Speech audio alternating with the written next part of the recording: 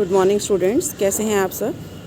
अब देखिए, कल हमने टॉपिक शुरू किया था abstract, summary and proposal. Abstract और समरी आई थिंक क्लियर हो गए होंगे, है ना। फिर से एक बार ब्रीफ में बता देती हूँ कि एब्स्ट्रैक्ट क्या होता है, जो किसी भी जनरली रिसर्च पेपर में यूज़ होता है।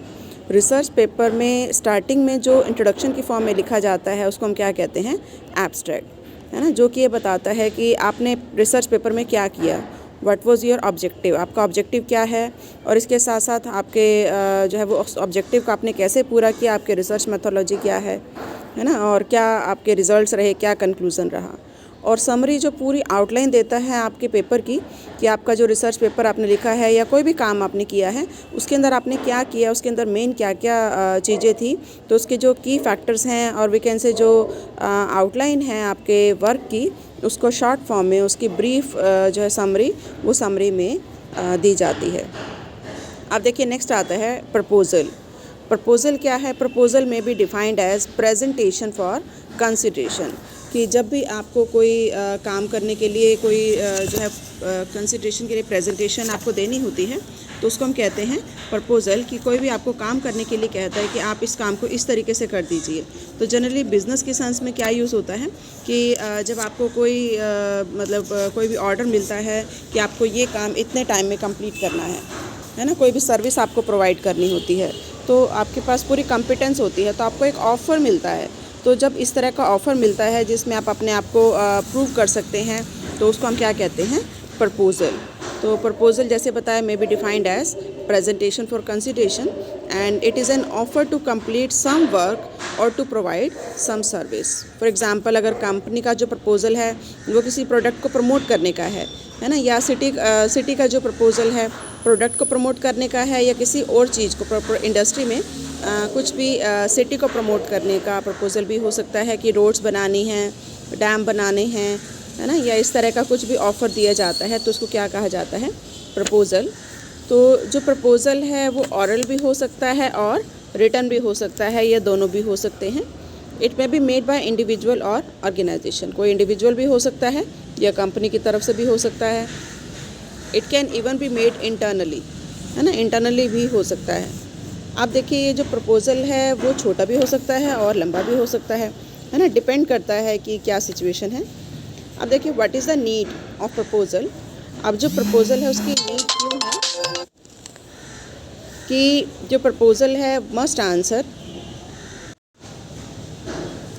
प्रपोज़ल इन क्वेश्चंस का आंसर दे, इसके लिए इसकी रिक्वायरमेंट है कि क्या प्रॉब्लम है जिसको सॉल्व करना है, how is the problem to be solve, है ना, कि प्रॉब्लम किस तरह से सॉल्व की जाए, and what are the suggestions, कि क्या सजेशन है जिससे इस प्रॉब्लम को सॉल्व किया जा सकता है। क्या ये सजेशन जो है वो given in the proposal solve the problem, कि जो आपने सजेशन दिए प्रपोज़ल में क्या वो उसको सॉल्व कर पाएंगे। क्या बेनिफिट्स हैं जो कि ऑफ़र किए जा रहे हैं, या when the benefits will be completed, कब ये बेनिफिट कंप्लीट होंगे, क्या इसकी कॉस्ट होगी, है ना। तो जो इस तरह के जो क्वेश्चंस हैं उसका रिस्पॉन्स देने के लिए ही प्रपोज़ल बनाया जाता है, ताकि कोई भी पर्सन दूसरे पर्सन को अगर येस करता है, एग्री करता है कि वो इस काम को दे रहा है, तो वो एग्रीमेंट हो जाता है कि आपने ये जो है वो एग्रीमेंट किया था प्रपोज़ल में कि ये बातें आपने येस बताई थी कि इस तरीके से होगा। अब देखिए क्लासिफिकेशन ऑफ प्रपोज़ल की अगर हम बात करें तो they are two type of proposal. एक तो होता है रिसर्च प्रपोज़ल। रिसर्च प्रपोज़ल जैसे कि नाम से पता चल रहा है कि एक डेफिनेट एरिया में अगर आपको अपनी रिसर्च करनी है ना, तो उसके लिए भी आपसे प्रपोज़ल मांगे जा सकते हैं। तो these proposal are concern with some research to be carried out in definite area, है ना। जैसे अभी कोरोना चल रहा था, तो कोरोना के लिए जो वैक्सीन जो है वो सर्च की जा रही थी, तो उस तरह का जो प्रपोज़ल था वो कैसा था, रिसर्च प्रपोज़ल। नेक्स्ट देखिए, नेक्स्ट आता है बिज़नेस प्रपोज़ल। ये जो प्रपोज़ल हैं ये कंसर्न होते हैं with the goods and services and equipment के साथ, है ना। जैसे डायग्राम में दिया हुआ है कि दो प्रपोज़ल हैं। बिज़नेस प्रपोज़ल टू टाइप्स के हो सकते हैं, एक होता है सॉलिसिटेड, एक होता है अनसॉलिसिटेड। तो अब हम इसको पढ़ेंगे डिटेल में। तो we can say business proposal वो प्रपोज़ल हैं जो गुड्स एंड सर्विसेज के लिए, इक्विपमेंट्स के लिए, उनकी सेल एंड परचेज से रिलेटेड हैं, मतलब बिज़नेस से रिलेटेड प्रपोज़ल कहलाते हैं बिज़नेस प्रपोज़ल। अब उसमें देखो फर्स्ट आता है सॉलिसिटेड। सॉलिसिटेड प्रपोज़ल एक ऐसा प्रपोज़ल है जो कि किसी रिक्वेस्ट के रिस्पॉन्स में लिखा गया है। तो जैसे सपोज़ आपने ये कहा कि मेरे जैसे सपोज़ आपने अप्लाई करना है कहीं, है ना, किसी जॉब के लिए अप्लाई करना है, तो आपने एडवर्टाइजमेंट देखी, उसके बाद आपने अप्लाई किया, तो इस तरह की जो एप्लीकेशन है वो क्या कहलाती है, सॉलिसिटेड, है ना, रिक्वेस्ट फॉर प्रपोज़ल। तो इसी तरह से सपोज़ किसी कंपनी का गुड्स एंड सर्विसेज का कोई ऑर्डर है, उन्होंने टेंडर इशू किया न्यूज़पेपर में कि उनको इस तरह का मटेरियल चाहिए, तो जो सप्लायर्स उनको इनवाइट किया जाता है। अब वहाँ पर आप अपना प्रपोज़ल दे रहे हो, तो वो जो प्रपोज़ल है जो आपने एप्लीकेशन को देखने के बाद तैयार किया, उसको हम कहेंगे रिक्वेस्ट फॉर प्रपोज़ल, RFP। तो देखिए, solicited proposal is that proposal which is written in response to a formal request, कि formal request के response में हो सकता है। The request for proposal is called RFP, है ना। बड़ी जो ऑर्गेनाइजेशन है वो यूजुअली मतलब solicited proposal को ही एक्सेप्ट करती हैं, है ना, क्योंकि वो बिडिंग करती हैं या टेंडर इशू करती हैं, तो वो उसके मतलब जो टेंडर इशू किया उसके बदले वो चाहती हैं कि प्रपोज़ल आए, वैसे ही वो उसको एक्सेप्ट नहीं करती। नेक्स्ट होता है अनसॉलिसिटेड। अनसॉलिसिटेड वो है कि which is not formally invited, कि आपने किसी ने इनवाइट नहीं किया, है ना, या not formally requested bye anyone, किसी ने रिक्वेस्ट नहीं किया, आपने वैसे ही अपना कुछ ऑफ़र कर दिया, जैसे कस्टमर्स से पूछा नहीं जाता, है ना, उनको आप प्रपोज़ल उसी टाइम भी दे देते हैं। तो इस तरह का जो प्रपोज़ल है वो कहलाता है अनसॉलिसिटेड, है ना। जैसे सेल्स लेटर हैं, तो जो सेल्स लेटर लिखी जाती हैं कस्टमर्स को मोटिवेट करने के लिए, उसमें कस्टमर्स उनको इनवाइट नहीं करते बल्कि अपने आप से लिखा जाता है, तो इस तरह का प्रपोज़ल कहलाता है अनसॉलिसिटेड। उसके बाद देखिए नेक्स्ट आता है ऑर्गेनाइजेशन प्लानिंग ऑफ प्रपोज़ल। तो देखिए नेक्स्ट हमारा आता है ऑर्गेनाइजेशनल प्लानिंग ऑफ प्रपोज़ल। अब जो प्रपोज़ल की जो प्लानिंग की जाती है उसको कुछ बातों को ध्यान में रखा जाता है, और ये पार्ट्स उनके हो सकते हैं। सबसे पहला देखो टाइटल पेज, कि जैसे आपकी बुक का एक टाइटल पेज होता है ना, एक कवर पेज होता है ना, उसी तरीके से जब प्रपोज़ल तैयार किया जाता है तो प्रपोज़ल में एक टाइटल पेज होता है जिसमें हेडिंग का नाम, पर्सन या कंपनी का नाम, है ना, to whom the proposal is submitted, किसको प्रपोज़ल सबमिट किया गया है, या the person submitting the proposal and the date, कि जिस पर्सन को प्रपोज़ल सबमिट किया है, जिस डेट पर किया है, वो उसके अंदर आता है।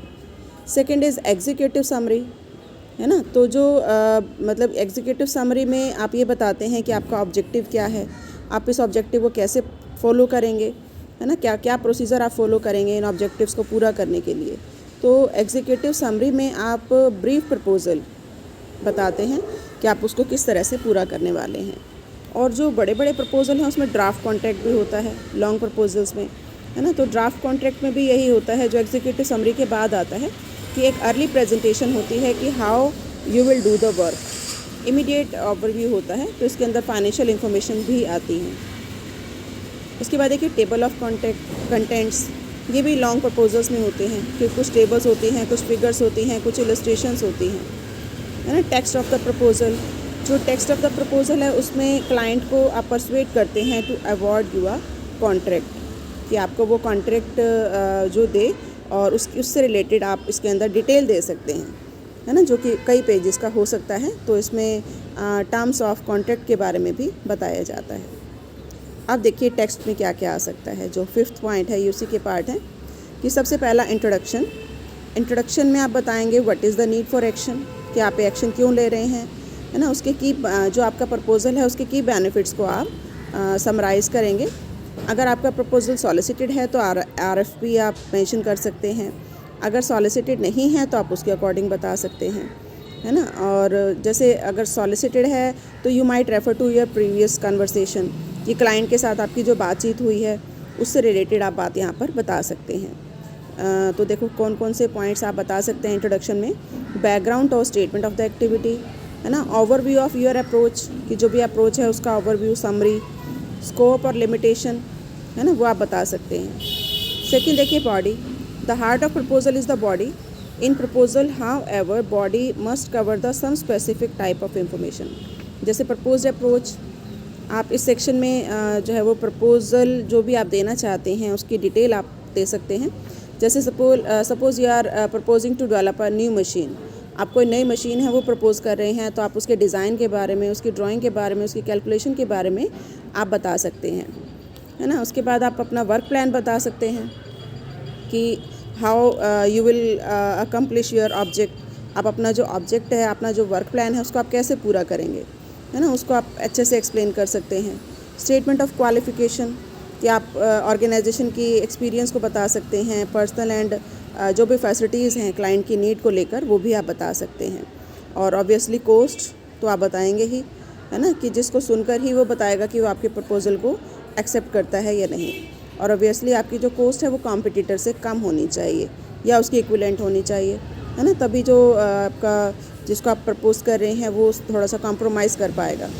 तो जो प्रपोज़ल है उसकी कॉस्ट को आपने ध्यान रखना है कि लो बिडिंग आपकी होनी चाहिए, लेकिन ये भी ध्यान रखना है कि जो आपकी कॉस्ट है वो कवर हो रही हो, मतलब आपने लॉस में भी नहीं जाना है और जो कॉम्पिटिटर्स हैं उनके प्राइस से आपने अपना कम बताना है। फिर लास्ट में समराइज़ करेंगे आप अपनी अप्रोच को, है ना, जो भी आपने प्रपोज़ल दिया आप उसके मेरिट्स बताएंगे, रीएम्फसाइज़ करेंगे कि why you and your firm are the one to do it, आप और आपकी फर्म ही ऐसा क्यों कर रहे हैं, और स्ट्रेस दें उन बेनिफिट्स का जो बेनिफिट्स आप उनको देने वाले हैं, है ना। तो समरी भी आपकी ज़्यादा बड़ी नहीं होनी चाहिए, ब्रीफ होनी चाहिए, असर्टिव होनी चाहिए और कॉन्फिडेंट होना चाहिए। फिर लास्ट में आप कंक्लूज़न दे सकते हैं। कंक्लूज़न को भी आप कोशिश करें कि जितना अट्रैक्टिव बना सकते हैं उतना अट्रैक्टिव बनाएं, और इसके अंदर भी वो सारी बातें आप रिपीट कर सकते हैं जो कि आपने प्रपोज़ल में बताई हैं, जो मेन पॉइंट्स हैं वो आप यहाँ पर बता सकते हैं। उसके बाद देखिए एक एग्ज़ाम्पल दिया हुआ है, एग्ज़ाम्पल है प्रपोज़ल का। तो देखो सबसे पहले तो वही लेटर हेड, आपकी कंपनी का नाम, एड्रेस और फ़ोन नंबर वो आएगा। फिर डेट के साथ जो है वो जो एड्रेस ऑफ द रिसीवर है वो लिखा जाएगा। सब्जेक्ट आ जाएगा, जैसे यहाँ सब्जेक्ट है sole selling agent for silk saris in northern India, तो हो सकता है साड़ी के इनसे प्राइजेस मंगाए होंगे, है ना। तो ये अपना साड़ीज़ के बारे में कुछ प्रपोज़ल ये दे रहे हैं। तो देखो ये सॉलिसिटेड है, तो इन्होंने बताया this is in response to an advertisement in Times of India dated, इस डेट को इन्होंने अप्लाई किया था, that you are interested in appointing a sole selling agent for Mysore silk saris in northern India, है ना। फिर इन्होंने आगे देखो अपनी डिटेल दी कि we offer our services to represent you as your sole agent in northern India, कि हम आपको अपनी सर्विसेज प्रोवाइड करेंगे, अपने आप को ऑफ़र कर रहे हैं ये। तो this is a proposal. We have been in this business of wholesale distribution for last 20 years. We have been representing in this field for several famous producers of the country. We specialize in sale of silk sarees. We are capable of distributing your product in a satisfactory fashion. Our experience and business contract in this field will enhance the sale of your product very much. तो ये अपने बारे में, अपने experience के बारे में बता रहे हैं। Please inform your general terms of business in detail for our consideration, which of course will be negotiable for our mutual benefit, है ना, कि वो negotiable होगा। और इन्होंने अपने डिटेल दी है कि इस किसी से भी आप डील कर सकते हैं। About reputation, credit and dealing you may offer to any of the following business organization, Karnataka, Punjab और ये नीचे आपका न्यू दिल्ली का दिया है। We are confident to represent you in northern India in a suitable, gainful and trustworthy manner, है ना। तो देखो लास्ट में अवेटिंग फॉर फेवरेबल रिस्पॉन्स, और नीचे अपना जो भी प्रोप्राइटर है उसका नाम दे दिया। तो ये था कुछ प्रपोजल का एग्जांपल। अब देखिए इस चैप्टर में ये 3 ही टॉपिक हैं, एब्स्ट्रैक्ट, समरी एंड प्रपोजल, और बहुत मुश्किल नहीं है चैप्टर, आप उसको इजीली लर्न कर सकते हो। इसके स्पेसिमेन भी आपको लर्न करने होंगे, वो भी एग्ज़ाम में कई बार पूछे जाते हैं।